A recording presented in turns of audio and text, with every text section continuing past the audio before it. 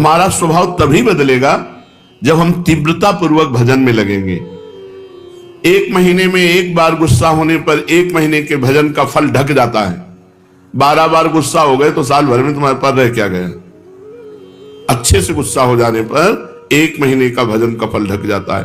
ये संत जन बावरे थोड़ी कि मारो तो भी गुस्सा नहीं होते, शांत रहते हैं। तो बोले जो मारने वाला है फिर अगर उसको प्रतिकूलता नहीं दी जाएगी तो और बढ़ जाएगा। नहीं, उमा क्षमा साप होते भारी, अपने कर्म जाए अपकारी।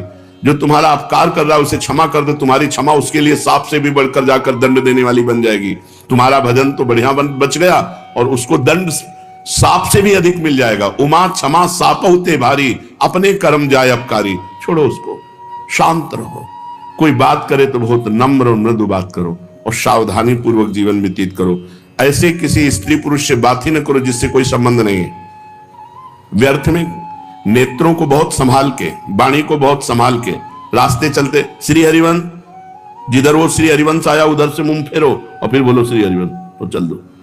साधु का स्वभाव ऐसा नहीं होता। ऐसे करोगे फंस जाओगे, ऐसे करोगे फंस जाओगे। बिल्कुल नहीं फंसना। कोई श्री हरिवंश नाम के सहारे, राधा नाम के सहारे आपसे नेत्र मिलाना चाहता है, आपसे बातचीत करना चाहता है, बिल्कुल नहीं है श्री। और अगर स्त्री शरीर में है तो बोलना ही नहीं है। कोई पुरुष आपसे कह रहा है भाई जी श्री हरिवंश, बोलना ही नहीं। वो भले माने कि गुस्सा है क्या, पागल है क्या, सुनाई नहीं देता क्या, यही माने तो अच्छा है। ज्यादा अपने को प्रवीण संत न समझ ले, नहीं तो फंसने में देर नहीं लगती। माया फौरन फंसा लेती है, चित्त वृत्ति आकर्षित हो जाती है। इसलिए अपना स्वभाव बदले। भजन का फल है स्वभाव का बदलना। पूरी चेष्टा करता हूं साधना में, परिस्थिति में सुधार संतोषजनक नहीं आ रही, बड़ी निराशा छा रही है। जो साधक भगवान की कृपा का आश्रय लेकर साधना करता है, साधना में संलग्न है, प्रमाद नहीं करता, और ये स्थिति है कि संतोष नहीं हो रहा है, बढ़िया बात है। भगवान की कृपा का भरोसा करके साधना में कोई कमी नहीं पर संतोष नहीं हो रहा, ये बढ़िया बात है। संतोष होना बहुत हानिकारक है साधना में। साधना में असंतोष बढ़िया है। कभी संतोष नहीं, और भजन और भजन और साधन। संतोष हो गया तो मन कहेगा नियम तो पूरा ही हो गया, थोड़ी देर मनोरंजन कर लेते हैं। संतोष नहीं होना चाहिए, पर भगवान की कृपा का आश्रय और सच्चाई से साधना में लगन पूर्वक लगना। अमर पद की प्राप्ति का उपाय क्या है? उस मायातीत, कालातीत, अकाल पुरुष की प्राप्ति का उपाय क्या है? चिंतन। अनन्य चिंतयन्तो माम। भगवान ने कहा अनन्य चेता सततम यो माम स्मरति नित्यशः तस्याहम सुलभा पार्थ। मैं उसके लिए सुलभ हो जाता हूं जो निरंतर मेरा चिंतन करता है। नाम का चिंतन, रूप का चिंतन, गुण का चिंतन, बस चिंतन चलना चाहिए। चिंतन, भगवत चिंतन से अमर पद की प्राप्ति होती है। जब युद्ध जैसे कार्य में भी भगवत चिंतन हो सकता है तो हर कार्य में भगवत चिंतन हो सकता है। माम स्मर युद्ध च। जब युद्ध जैसे कार्य में भगवान का स्मरण हो सकता है तो कोई भी कार्य ऐसा नहीं जिसको करते हुए हम भगवत स्मरण ना कर सके। निरंतर भगवत स्मरण ही अमर पद, भगवत प्राप्ति, परम पद के उपाय हैं। अगर भगवत चिंतन में अंतर पड़ रहा है तो उतना ही अंतर पड़ रहा है अमर पद में। क्या साधना में वेश धारण करना आवश्यक है? ये वेश आचार्य परंपरा से होता है। ये जरूरी नहीं कि वेश धारण करे तभी परम पद मिलेगा, और ये जरूरी नहीं कि वेश धारण कर लिया तो परम पद मिलेगा। अगर वेश धारण करके भजन नहीं हो रहा, मनमानी आचरण हो रहे हैं तो नरक मिलेगा। और वेश धारण नहीं किए, बहुत सही साधना कर रहा तो उसे भगवत प्राप्ति होगी। वेश का विशेष महत्व नहीं है, महत्व भजन का है। भीतर अगर आपके भजन चल रहा है, बाहरी वेश कैसा भी हो तो आपको भगवत प्राप्ति होगी। बाहरी वेश साधु का, भीतर संसार का चिंतन, मान प्रतिष्ठा, रुपया पैसा, तो फिर भगवत प्राप्ति नहीं, नरक की प्राप्ति होगी। वेश आचार्य परंपरा से है। अगर वेश है और उद्देश्य है तो सोने पे सुगंध है, फिर क्या कहना है? मम भक्ति युक्तो भुवनम पुना, तो तीनों लोगों को पावन करने वाला है। लेकिन केवल वेश है, उद्देश्य भगवत प्राप्ति नहीं, भजन नहीं, इधर उधर भंडारा खाते डोलना, रुपया पैसा समेटना, मान प्रतिष्ठा, ये लोक व्यवहार, हंसी मजाक, तो संसारिक जीवन व्यतीत करने से कोई वेश थोड़ी भगवत प्राप्ति करा देगा। इसलिए वेश का विशेष महत्व नहीं है, भजन का विशेष महत्व है, उद्देश्य का विशेष महत्व है। वेश रखकर तो विशेष सावधान रहना चाहिए कि भगवान ने इतनी कृपा की, मुझे विरक्त वेश दे दिया, अब मेरे से गलती ना हो, अब मैं भगवत प्राप्ति इसी जन्म में कर लूं।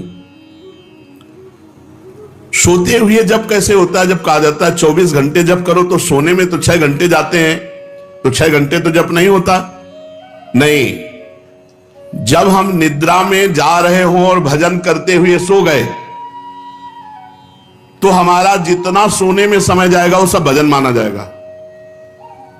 जैसे मरते समय नाम ले लिया तो पूरे जीवन क्या किया है परिणाम नहीं देखा जाएगा, आपको भगवत प्राप्ति होगी। ऐसे सोते समय नाम जप करते हुए सो गए तो 6 घंटे, 7 घंटे, 5 घंटे, 4 घंटे जो सोए वो भजन का फल मिलेगा। इसलिए सोते समय बहुत होश में होना चाहिए। सब बातें हटा करके नाम में एकदम डूबते हुए फिर नींद में चले गए। तो निद्रा समाधि स्थिति, जो सोना है वो भी आपका समाधि भजन माना जाएगा, क्योंकि निद्रा में वृत्ति लीन होने के पहले आप नाम जप कर रहे थे, तो नाम जप में ही लीन माना जाएगा, निद्रा में नहीं माना जाएगा। निद्रा के ठीक पूर्व 1 क्षण पहले तक नाम जप चल रहा है और फिर सो जाइए, तो आप देखिए जगते समय वही नाम जप चलता मिलेगा, तो बीच में आपका भजन ही माना जाएगा। ऐसे 24 घंटे भजन माना जाएगा। प्रश्न कर रहे हैं, भजन करने के लिए क्या घर छोड़ना आवश्यक है कि भाई अब भजन करना है तो घर द्वार छोड़ दे? हमें लगता है कि अगर भजन का अभ्यास नहीं तो बाहर ज्यादा माया जाल है, बाहर ज्यादा माया जाल है, घर की अपेक्षा बाहर ज्यादा भ्रष्ट होने के चांस हैं। अब कहीं तो कमरा लोगे, कहीं व्यवस्था, तो रुपया कैसे मिले? तो धनी पुरुषों का संग करो, फिर व्यभिचार और नाना प्रकार की गलतियां और नाना प्रकार के दोष हो जाते हैं। घर में अपनी कमाई का खा के दूसरों का उपकार करते हुए जो भजन करता है बहुत जल्दी सिद्ध हो जाता है। जो विरक्त है, भगवान की विशेष कृपा हो गई है और वो साधु समुदाय में रहे, आकाश वृत्ति या मधुकरी वृत्ति से जीवन यापन करे, खूब भजन करे, सिद्ध हो जाएगा। जो मेहनत करके कमाया है जिंदगी में, उसी अपनी कमाई के धर्म के टुकड़े खाओ और खूब नाम जप करो। अगर धाम आदि की यात्रा करो तो अपने पैसे से करो, 1 पैसे का किसी से सहयोग मत लो, 1 पैसे की वस्तु किसी से मत खाओ। गृहस्थ धर्म में ऐसे, और विरक्त धर्म में माधुकरी वृत्ति या आकाश वृत्ति से जो भगवान देते हैं, और समुदाय में रहे, क्योंकि अलग रहने पर मनमानी आचरणों के होने की संभावना है, और समुदाय में एक दूसरे की सुरक्षा बनी रहती है। घर में भगवान का नाम लेने से, भगवान में मन लगाने से ज्यादा अच्छा है। हाँ, जो जीवन भर भजन करता रहा है और उसने देखा हमारे कर्तव्य का कार्य पूरा, बच्चों का ब्याह हो गया, संसार, ए भाई राधे श्याम, और चला, वो बात अलग है, वो बात अलग है। वो शास्त्र आज्ञा करता, चौथेपन में विरक्त होकर के विरक्तों के बीच में रहकर भजन करे, अपने कर्तव्य का पालन हो गया, अब हम भगवान के भजन में चले। कहते हैं कि जो भजन नहीं करता वो आत्महत्यारा है, जो भजन नहीं करता वो आत्महंता है, आत्महत्यारा है। ऐसा क्यों कहा गया? बोले भगवान ने कृपा करके मनुष्य जन्म दिया है, कृपा करके सुविधा दी है कि इस जन्म में प्रमाद से हटकर भजन करके मेरी प्राप्ति कर लो, और अगर आपने नहीं की तो यह अपराध बना और आप आत्महत्यारे कह जाओगे। जो न तरय भवसागर अस समाज नर पाए, स्वत निंदक मंदमति आत्महनन गति जाए। जैसे कई बार बताया है कि भारतीय सरकार किसी आदमी को विदेश भेजे और सारी सुविधा वहां, घर मकान, स्त्री पुत्र परिवार सब सुविधा दे, और अपना सरकारी काम बता दे कि ये काम करना है। अब उसने सरकारी काम तो किया नहीं, सरकारी सुविधा का भोग करके बेटी बेटे को पढ़ाया, ब्याह किया, सब किया, सब किया। और जब भारत लौटा तो उसे पूछा गया वो कार्य, जिस कार्य के कारण आपको विदेश भेजा गया था, जिस कार्य के कारण आपको सुविधा दी गई थी, वो कार्य? बोले वो कार्य तो नहीं हुआ, तो वो दंडनीय अपराध होगा और उसे जेल मिलेगी, क्योंकि उसको उस कार्य के लिए सारी सुविधाएं दी गई थी। तो भगवान ने मृत्यु लोक में मनुष्य रूप में हमें भेजा भारत में, किस लिए? जाओ साधन धाम मोक्ष कर द्वारा, साधना करो और अपने जीवन को मुक्त अवस्था में लाओ, भगवत प्राप्ति कर लो। तो लड़का पत्नी परिवार सबका पालन पोषण किया, खूब सब कुछ किया, लेकिन प्रधान सरकारी कार्य भजन करके भगवत प्राप्ति ये नहीं किया, तो आपको जो गति आत्महत्यारे की होती है वही दुर्गति आपकी होगी। हम आपसे और समझना चाहते हैं। कुछ ऐसा कहा जाता है कि अगर राम के साथ सीता की उपासना न करे और कृष्ण के साथ राधाजू की उपासना न करे तो नरकगामी होते हैं, ऐसा सुना है? नहीं, शास्त्रों में जो वर्णन है उसको समझना है। भगवान श्री राम या भगवान श्री कृष्ण का जब आप पूजन करते हैं तो उसी में शक्ति विराजमान है, वो अकेले कभी रह नहीं सकते। शक्तिमान शक्ति में ही विराजमान है, शक्ति शक्तिमान में ही विराजमान है, दोनों अभेद हैं। शक्ति और शक्तिमान कभी अलग हो ही नहीं सकते हैं। इसीलिए भगवान शिव ने अर्धनारीश्वर करके दिखाया, इसीलिए हमारे प्रिया प्रीतम मिलित रूप दिखाए। रूप बेली प्यारी बनी सुप्रीतम प्रेम तमाल, दो मन मिली एक भय श्री राधा वल्लभ लाल। दोनों प्रिया प्रीतम मिलित रूप हैं। यदि रामकृष्ण के उपासकों को नरक जाना पड़े तब तो धोखा ही धोखा हो गया। ऐसा जो कोई वर्णन करता तब तो धोखा ही हो गया। विवेक पूर्वक यहां उपासना करने की भावना है कि जब हम राम जी का उपासन कर रहे हैं तो उसमें सिया जी भी विराजमान है, जब कृष्ण जी की उपासना कर रहे हैं तो उनमें राधाजू भी विराजमान है। वस्तुतः एक की हो ही नहीं सकती, क्योंकि अकेले कभी रहते ही नहीं। शक्तिमान में तो शक्ति विराजमान है, तभी तो, बिना शक्ति के कुछ है ही नहीं। तो जब हम राम जी की पूजा कर रहे हैं तो उनकी शक्ति की भी पूजा हो रही, सिया जी साथ है। जब श्याम जी की पूजा कर रहे हैं तो राधाजू साथ है। तो शक्तिमान को छोड़कर शक्ति की अलग उपासना कर ही नहीं सकता कोई। दोनों पृथक हैं ही नहीं, दोनों पृथक दिखते हुए भी अभिन्न हैं। जैसे श्री हरिवंश सुरीत सुनाऊं, श्यामा श्याम एक संगाऊं, छिन कबौन अंतर हुई, प्राण सु एक देह है दोई। प्राण सु एक देह है दोई, देह दो है और प्राण एक है, मन एक है, रुचि एक है, स्वभाव एक है, वैसे एक है। जो मनुष्य इनको भिन्न भिन्न मानकर पूजा करता है उसको मान सकते हैं, जो अंतराय रखता है। लेकिन भगवान की पूजा करने वाला कभी नरक कैसे जा सकता है? एक बात आपसे पूछते हैं कि भजन जब अनुकूल परिस्थिति होती है तो खूब होता है, और जब प्रतिकूल परिस्थिति आ जाती है तो भजन नहीं होता है। बड़ी समस्या है। भजन अमुक परिस्थिति में होता है, वो भजन ही क्या? भजन का अभ्यास परिस्थिति से नहीं, परिस्थिति से ऊपर उठ के हर परिस्थिति में भजन। बड़ी कृपा रही, भूखे रहकर भजन, खा के भजन, सर्दी में भजन, ओढ़ के भजन, गर्मी में भजन, एसी में भजन, हर परिस्थिति में भजन हमारा होना चाहिए। ये देख लो, ये हा राधा राधा राधा, और जब गर्मी पड़े वो बड़ी गर्मी है, ऐसा नहीं। गर्मी है तो राधा राधा, और एसी है तो राधा राधा, भूखे हैं तो राधा राधा, छके हैं तो राधा राधा। वो भजन ही क्या जो परिस्थिति में हो, अनुकूल परिस्थिति मिली भजन हो गई, और भूखे हैं तो भोजन का चिंतन हो रहा है, नहीं रख। ये अपने को कसना चाहिए, एक आध दिन भूखे रखकर भजन करना चाहिए कि देखें हमारा भूख में भजन होता है कि नहीं। पंखा बंद कर देना चाहिए अपने कमरे का, 2-4 घंटे टेस्ट लेना चाहिए शरीर का कि गर्मी में ऐसे ताप में हम कैसे रह सकते हैं। कई वर्षों इनका आनंद लिया गया है, तो वर्षों हितधाम की छोटी कुटिया तक असुविधा ही असुविधा जीवन में रही है। ये तो अभी चंद दिनों की सुविधा है। प्रत्येक परिस्थिति में भजन स्मरण, चाहे प्रतिकूल परिस्थिति हो चाहे अनुकूल परिस्थिति हो, भजन नहीं छूटना चाहिए। जब तुम ऐसा नियम लेकर दृढ़ता पूर्वक भजन करोगे तो फिर प्रतिकूल परिस्थिति में भजन होने लगेगा। अखंड भजन उसी को कहलाता है, वही कर सकता है जो हर परिस्थिति में भजन करता है। साधक के जीवन में कभी कभी दुर्भाग्य का भी अवसर आता है, वो अपने को हे समझने लगता है। जब जगत उसका अपमान करे, संसार उसकी निंदा करे, कोई उसको पूछे ना, तो उसे प्रसन्न होना चाहिए कि अब भगवान के मिलन की बात आ रही है। सम्मान, अनुकूलता, सुख ये भगवान से अलग करते हैं, अपमान, प्रतिकूलता, दुख ये भगवान के सम्मुख करते हैं।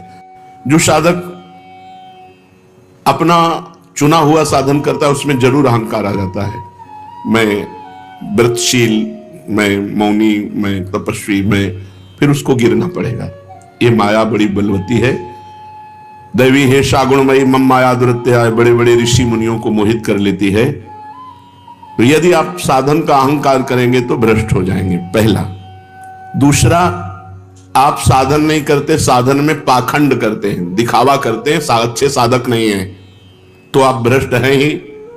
तीसरा, आपको अपने साधन से बढ़कर सुख विषय भोगों में लगता है, इसलिए भ्रष्ट हो जाते हो।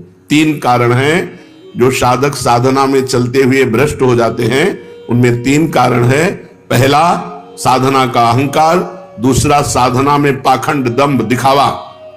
और तीसरा, साधना से सुख मिलने वाले भगवदानंद से बढ़कर सुख भोगों में देखना। इसलिए जो तुम्हारे उर में वासना है उसको भोगना पड़ेगा, तो आप भ्रष्ट हो जाएंगे। साधना प्राप्त किंचित सफलता यदि कहीं प्रकट कर दी जाती है तो देखा गया साधना बंद हो जाती है। ये बिल्कुल अक्षरशः समझिए, जो भी साधन कर रहे हैं गुप्त रखिए, उसे प्रकाशित मत कीजिए। सोने से लेकर शयन तक की दिनचर्या कभी अपनी किसी के सामने मत रखिए, गुप्त रखिए। बहुत लंबे समय तक आपका साधन भजन ठीक चलेगा। और यदि आपने अपनी साधना व्यक्त कर दी, 2-4 लोग बैठे हैं, उनसे कि आप क्या समझते हो, मैं 1 बजे रात्रि को उठता हूं, ऐसा ऐसा करता हूं, ऐसा ऐसा कर, वो बंद हो जाएगा, उठना बंद हो जाएगा, वो दिनचर्या बंद हो जाएगी। स्पष्ट लिखा हुआ है। तो इसमें लिखा है कि दूसरों को बताने के समय हमारे चित्त में अहंकार होता है, अंतःकरण में अहंकार स्फुरित होता है। मैं इतने बजे करता हूं, मैं ये करता हूं, मैं करता हूं, इसके कारण उसकी साधना रुक जाती है। यदि उसे घुमा के वर्णन करें कि संतों ने कहा रात्रि के 1-2 बजे उठ जाना चाहिए, भजन साधन करना चाहिए, फिर ब्रह्म मुहूर्त में अमुक अमुक ऐसा साधना करना चाहिए, संतों ने कहा है, अपनी डायरेक्ट बात ना बतावे कि हमारी साधना क्या है। सदैव अपनी साधना को गुप्त रखे, भगवत चर्चा करे, संतों की बातें बताए। अपनी बात बतानी है तो किसी साधक ने ऐसा अनुभव किया, ऐसी बात बतावे। कभी अपने को उसमें सम्मिलित न कर ले कि मैं अपना अनुभव बताता हूं कि ऐसी ऐसी दिनचर्या मेरी 10 वर्ष से चल रही। तो आप लिख लो, अगर 10 दिन के अंदर न रुक जाए तो मैं बता देना। चाहे जितनी हिम्मत कर लो, 10 दिन के अंदर रुक जाएगी, हम कह रहे, गारंटी। आप अपनी संपूर्ण साधना को किसी से बता दोगे, 10 दिन के अंदर वो साधना न रुक जाए तो हमें बता देना। कभी भी किसी भी स्थिति में अपना रहस्य नहीं खोलना चाहिए साधना का, कि हम क्या साधना करते हैं, कितनी करते हैं, क्या करते हैं। कुछ अगर अनुभव के साधकों का मंगल हो तो उसे अन्य संतों के या साधकों के शब्दों में बोल दे, अपने डायरेक्ट ना खोले कि ये मेरी दिनचर्या है, ये मेरी साधना है। बताते समय भाव तो आ ही जाता है कि मेरा साधन अच्छा चल रहा है, तो इस मनोवृत्ति से कैसे बचें? ऐसी बात मन में आवे तब यही माने कि मेरा साधन गुरु कृपा से चल रहा है, भगवत कृपा से चल रहा है, और दूसरों का भी साधन भगवान जैसा चला रहे हैं वैसा चल रहा है। अभिमान करने की कोई जरूरत नहीं है। अभिमान की वृत्ति उदय होने ही ना दे। दूसरे जैसे भगवान चला रहे हैं वैसे चल रहे हैं, हमें जैसे भगवान चला रहे हैं वैसे हम चल रहे हैं। साधना करते समय मन में संकल्प विकल्प बहुत उठते हैं, इसके लिए क्या करें? वैसे साधना तो इसी बात की है कि कोई संकल्प ना उठने पावे, पर यदि संकल्प उठे तो उसे पूरा होने न दे, उसे नष्ट कर दे। संकल्प उठे तो उसे पूरा ना होने दे, चाहे सत हो चाहे असत हो। नहीं, संकल्प बनना बंद नहीं होगा। साधना है संकल्प रहित होने की। कोई संकल्प नहीं, ना अच्छा ना बुरा। बोले हम आज से ये संकल्प करते हैं। आज से क्या संकल्प करते हैं? हमारा तो जीवन भर का संकल्प है कि भगवान का नाम न छूटे, बस उसी में। अभी तक नहीं पूरा हो पाया संकल्प, तो और संकल्प बना के क्या करें? भगवान का साक्षात्कार करना है, अभी तक नहीं पूरा हो पाया, तो और संकल्प बना के क्या करें? ये जो छोटे छोटे संकल्प उठते हैं, ये करना है, ये देखना है, ये सुनना है, ये भोगना है, इनको नष्ट कर दे। कैसे नष्ट होते हैं? नाम जप करते हुए इनकी उपेक्षा कर दे तो अपने आप ही नष्ट हो जाते हैं। नाम जप बंद ना हो और आप लगाव ना रखें जो अंदर मन संकल्प विकल्प दे रहा है, तो वो नष्ट हो जाएंगे। अगर परमार्थिक शुभ संकल्प कोई हो तो उसे आदर दे दो, नहीं तो परमार्थिक व्यवहारिक दोनों खत्म। बिना संकल्प के चलने दो। संकल्प रहित साधना ही भगवान की प्राप्ति का है। कोई संकल्प नहीं, कोई संकल्प विकल्प नहीं। इतना जपना ये भी संकल्प नहीं, निरंतर जपना है ये संकल्प। हमारे जीवन का लक्ष्य है एक भी श्वास खाली ना जाए, एक भी मिनट व्यर्थ ना जाए। पूछत रीति भभूकत धावत, श्री सेवक जी महाराज लिखे। नहीं, कैसे बदले? भजन का तीव्र अभ्यास। भजन से जब हृदय शीतल हो जाता है तो कोई गाली भी देता है तो उत्तर देने का मन नहीं होता, कोई गुस्सा भी दिलाता है तो इतनी शीतलता है कि गुस्सा ही नहीं आती। भजन का तीव्र अभ्यास और भगवान से कृपा याचना करना कि हमारा स्वभाव बदल दो, सेवक जी कह रहे हैं, या जो पर्यो मोहि सहज स्वभाव, से हरिवंश नाम रस चाओ,